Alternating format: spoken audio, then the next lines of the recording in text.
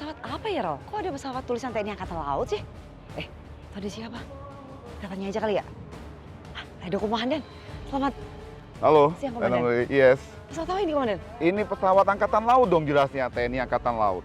Jenisnya King Air. TNI Angkatan Laut punya pesawat sih, Punya pesawat dong, penerbangan TNI Angkatan Laut. Oke. Yes. Boleh nggak kita masuk? Makanya kita ada di sini untuk persiapan kita mau memberikan sedikit penjelasan tentang apa itu penerbangan TNI Angkatan Laut. Namun sambil kita terbang tentunya. Boleh nih, Komandan. Pesawat sudah siap, pilotnya sudah siap untuk melaksanakan start engine, sehingga kita akan melakukan wawancara dengan penerbangan pesawat TNI Angkatan Laut. Let's go. Let's go.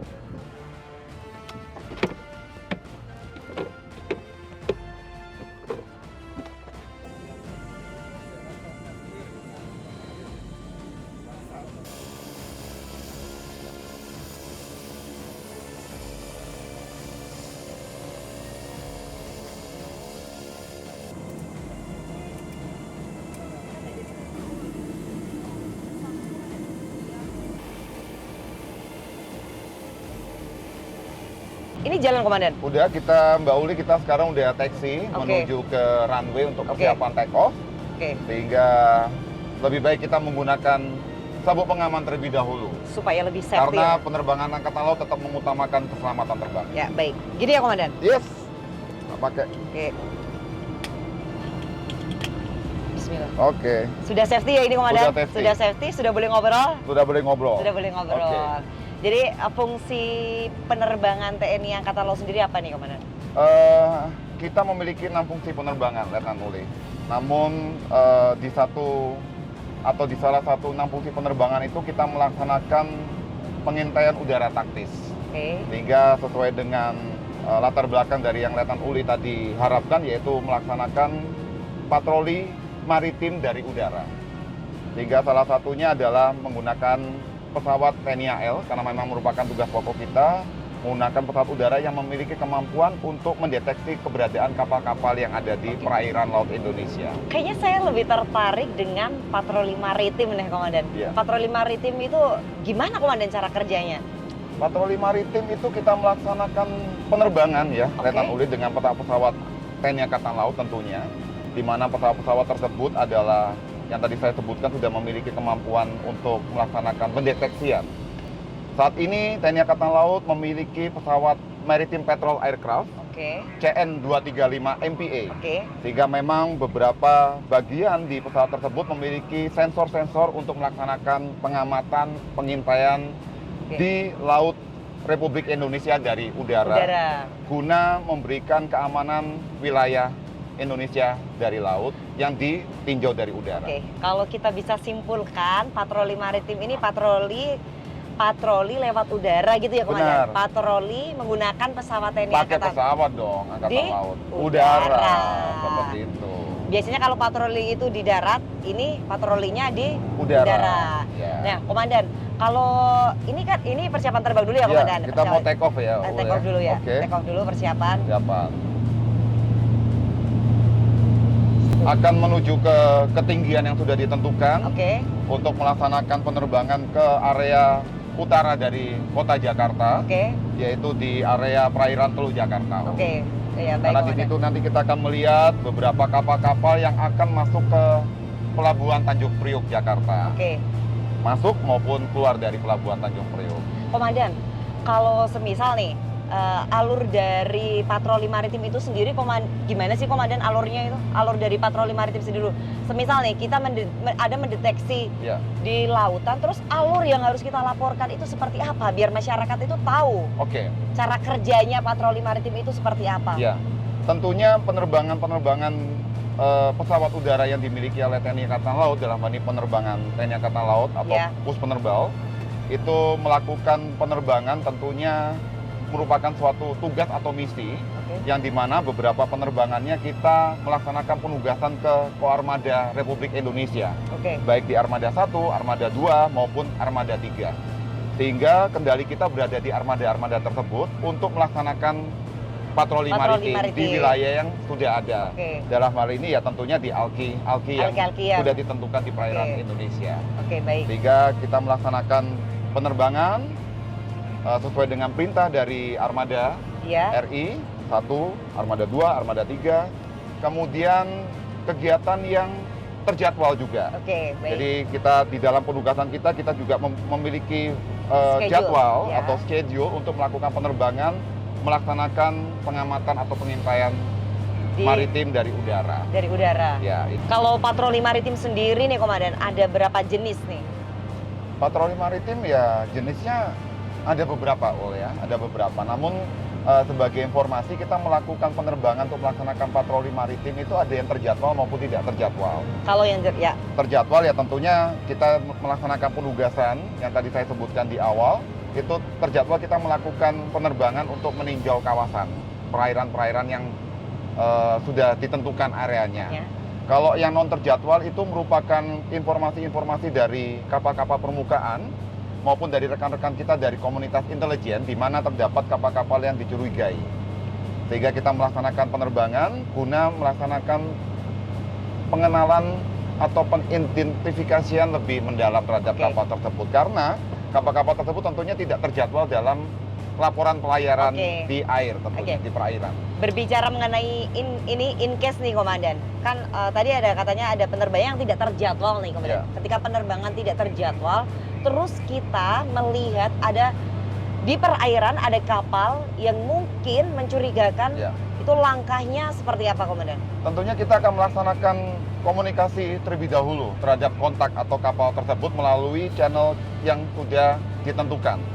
Namun jika sebagai contoh kapal tersebut tidak merespon akibat dia memiliki latar belakang untuk melakukan tindakan-tindakan ilegal, Ilegal? nah, kita akan menindaklanjuti laporan tersebut kepada komando atas sehingga nantinya ada peran-peran penindakan yang akan dilakukan berikutnya sesuai dengan aturan-aturan yang berlaku tentunya. Oh, seperti itu ya berarti Komandan. Ya. Berarti kalau ketika nih kita bisa melihat di samping Ya. kanan kiri kita nih Komandan, sudah ada kapal namun kapalnya itu tidak teridentifikasi, nanti kita bisa langsung melihat oh kapal itu tidak teridentifikasi di jadwalnya nih. Nah, ini Jadwalnya. mencurigakan Benar, nih itu. benar. Nah, pada saat itu apakah ketika kita melaksanakan patroli maritim ini Komandan dengan menggunakan pesawat TNI Angkatan Laut, apakah ada ketinggian khusus atau kita bisa terbang rendah atau kita bisa terbang tinggi? Kita bisa melakukan beberapa level ketinggian untuk terbang.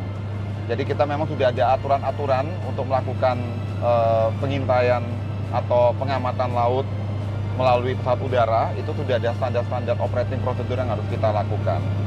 Namun hal-hal tersebut kita lakukan tentunya akibat dari kontak maupun komunikasi yang tidak terjalin sebelumnya. Oke. Jadi secara umum, kapal-kapal yang berada di perairan Indonesia ini sudah terdaftar semua, di mana terdaftar atau dapat terlihat di AIS namanya. AIS merupakan Automatic Identification System. Dapat itu, jadi terbaca. Berarti Seperti intinya semua kapal yang masuk di perairan Indonesia tentunya itu tuh sudah ada jadwalnya tersendiri ya Benar. Komandan. Sudah ada jadwal kapan dia berlayar, Dan dari mana dia berangkat dan tujuannya kemana.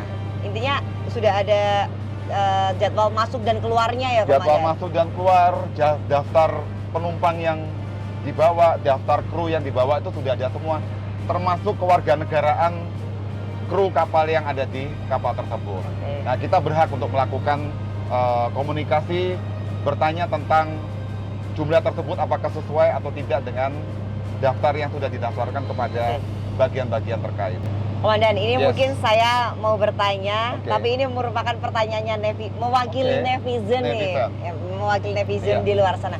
Banyak banget kadang netizen itu yang sering bertanya, itu kok ada sih kapal asing melintas di perairan Indonesia, itu kok ada sih kapal asing yang tiba-tiba masuk ke Indonesia diperbolehkan sama TNI Angkatan Laut. Iya. TNI Angkatan Laut ngapain aja Iya. sih gitu. Banyak sekali netizen-netizen itu yang bertanya kepada kita nih Komandan, itu sebenarnya gimana Komandan, boleh nggak Iya. sih? Oke, menjawab pertanyaan dari Rentan Uli ya sangat menarik ya. Ya, Tentunya dihadapkan dengan pertanyaan dari para netizen ya. Tentunya saya akan memberikan penjelasan secara umum bahwa kapal-kapal perang asing, dalam hal ini kapal perang dari negara luar yang melintas di perairan kita itu tentunya sudah memiliki izin semuanya. Dan mereka sudah melakukan prosedur-prosedur perizinan terhadap beberapa bagian di Angkatan Laut untuk melakukan pelayaran melintas di perairan Indonesia. Perairan internasional ya. Sehingga tugas kita sebagai TNI Angkatan Laut tentunya karena sudah ada perizinan itu kita memonitor kapan dia masuk perairan kita, melintas di area sebelah mana, kapan dia keluar dari area kita, dan tentunya itu semua tercantum di dalam perizinan yang sudah diajukan kepada TNI Angkatan Laut.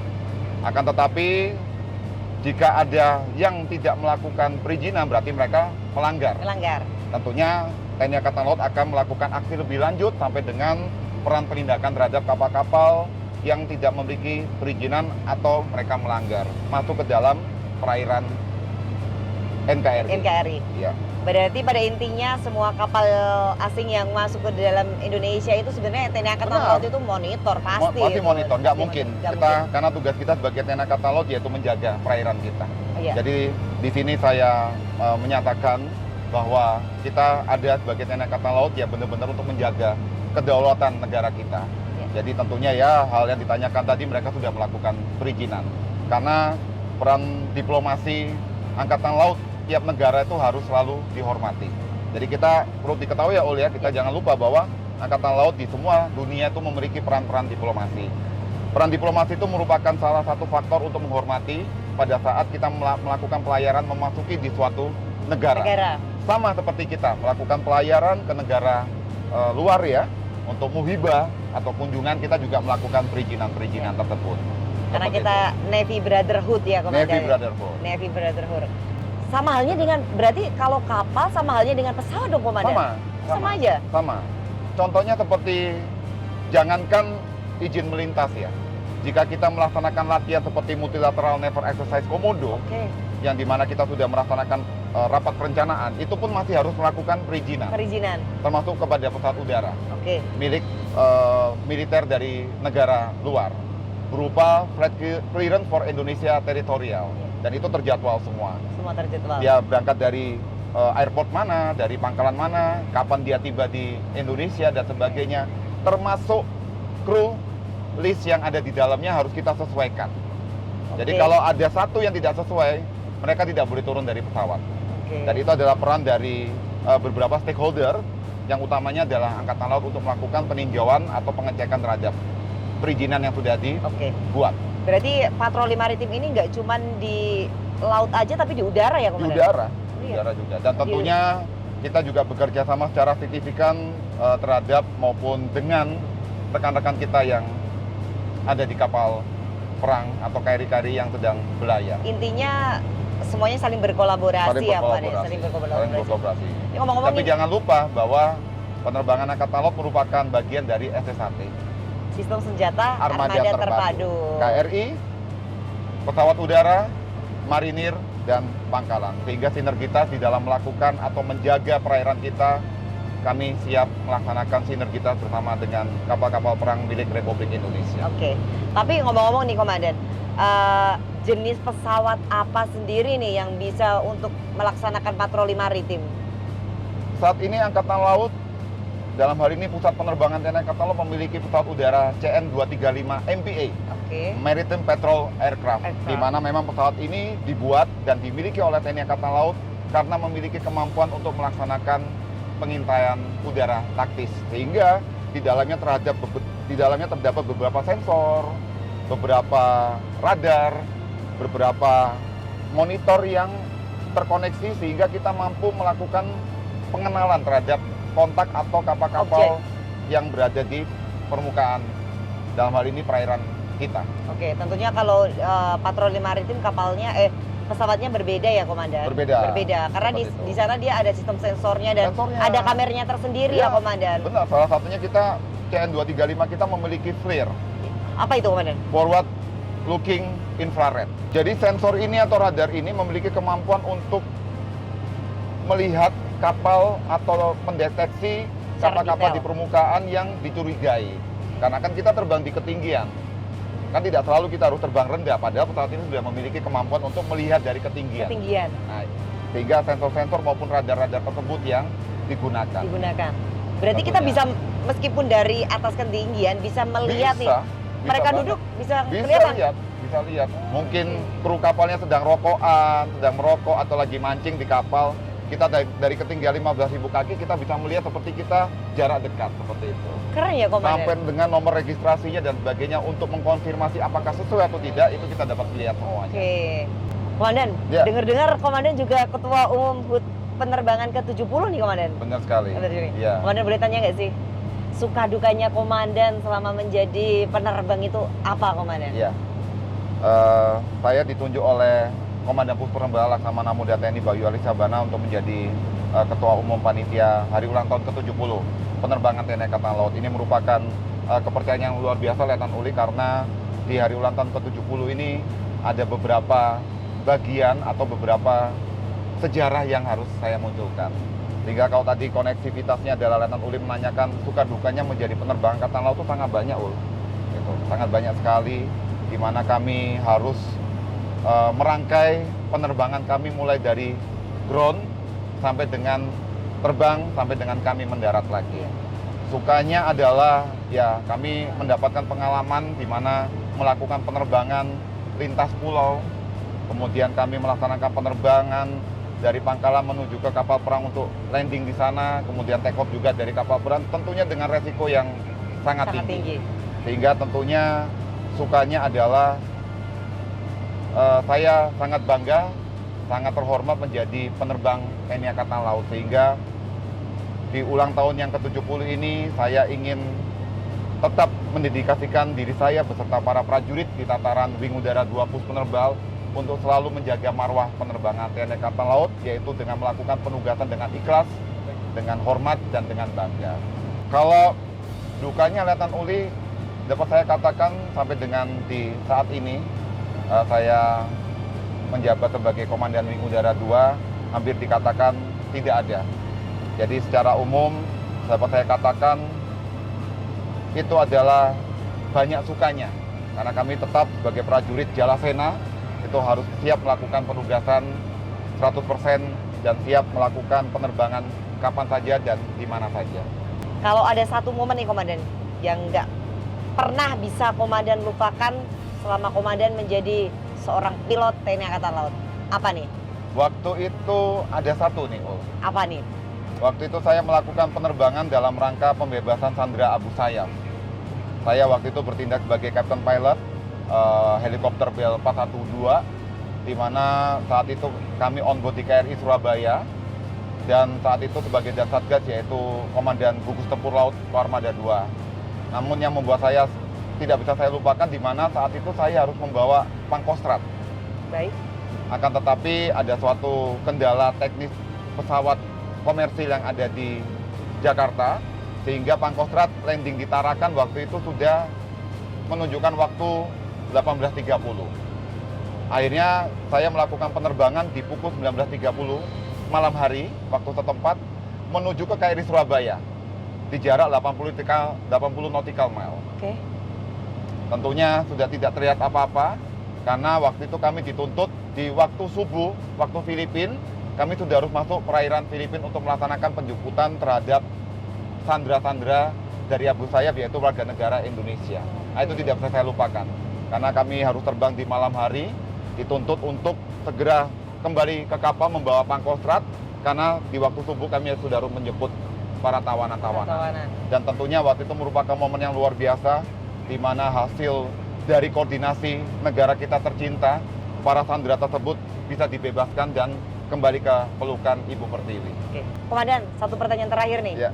Apa moto hidup Komandan yang selalu Komandan pegang hingga saat ini?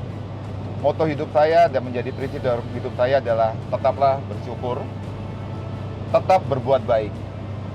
Saya penerbang Letnan Uli, terbangnya tinggi, namun tetap rendahkan hatimu. Sehingga kita tetap berbuat baik terhadap orang-orang sekitar kita, apapun yang terjadi. Itu saja, dan jangan lupa selalu berdoa. Komandan, terima kasih atas waktunya. Sudah diajak terbang. Terima Kami kasih. beserta kru ini merupakan suatu kehormatan. Ya. Semoga Komandan sukses dan sehat selalu menjaga lautan Nusantara dari udara Terima tentunya. kasih, Letnan Uli. Terima kasih sudah menyempatkan waktunya sehingga kita dapat terbang di pesawat TNI Angkatan Laut. Dalam momen ini saya juga mengaturkan atau menyampaikan salam dari Komandan Pus Penerbal Laksamana Muda TNI Bayu Ali Sabana beserta seluruh prajurit penerbangan TNI Angkatan Laut. Ya. Dirgahayu ke-70 Pusat Penerbangan TNI Angkatan Laut. Fly Navy, Jala Seva, Jaya Mai. Sampai jumpa.